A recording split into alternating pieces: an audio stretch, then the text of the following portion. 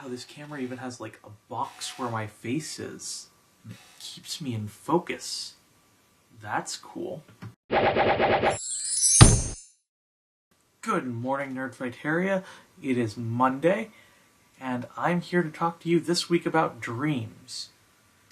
So when that topic was posted, I was like, oh, I kind of wish that I knew in more advance that this is what we were going to be talking about.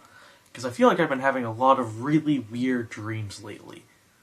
But I don't remember most of the ones that I had over the last week. But I do remember one, or maybe two, that I had the same night. See, this past weekend I went over to my friend who lives in Cincinnati. I went over to his apartment, and I stayed on his pull-out couch. It was exciting. And while I was there, I had a dream that I had visited him in his old house back when he used to live with his family. And I had in this dream, his uncles were also staying there. I've never actually met his uncles. I don't actually know if these are real representations of his uncles at all. I'm going to guess not. And his uncles apparently had all sorts of animals that they kept there. I don't really remember specifically what I saw in that first segment as far as animals go.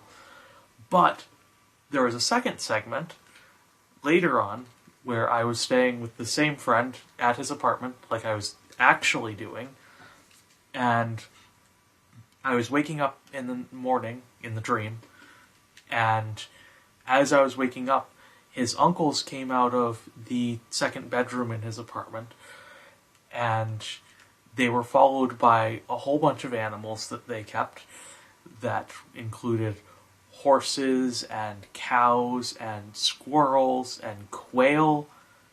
Quail seems like a really weird detail. I don't know that I think about quail at all, so I really don't know where that came from.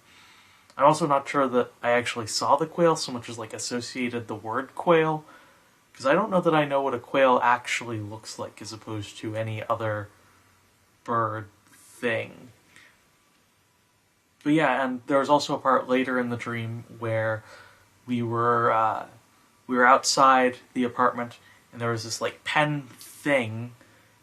There isn't really a pen thing outside of Jake's apartment, but in the dream there was.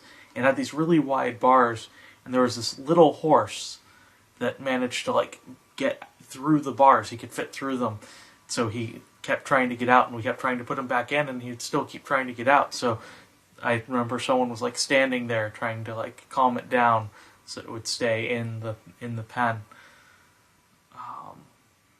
So that's the most recent weird dreams that I can remember. I know that there are a lot of times where I'll have dreams that I'll be I'll wake up and I'll be this makes an amazing novel idea. So then I'll later write down kind of a outline of what happened in the dream. And some of those things have made it into things that I've written. And I think that that's a really cool thing to do with dreams, because sometimes my subconscious is better than me.